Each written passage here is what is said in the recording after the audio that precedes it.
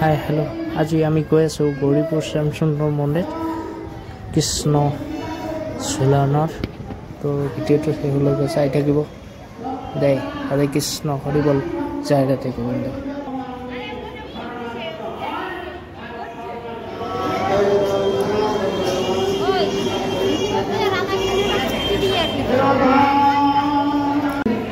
এই উপলক্ষে আজ রাধা শ্যামসুন্দর মন্দিরে আগমন পাঠে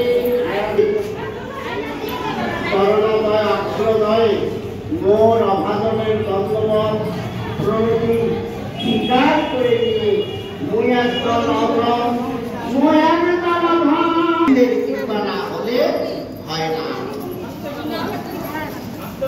গোবিন্দের কৃপা পেতে হলে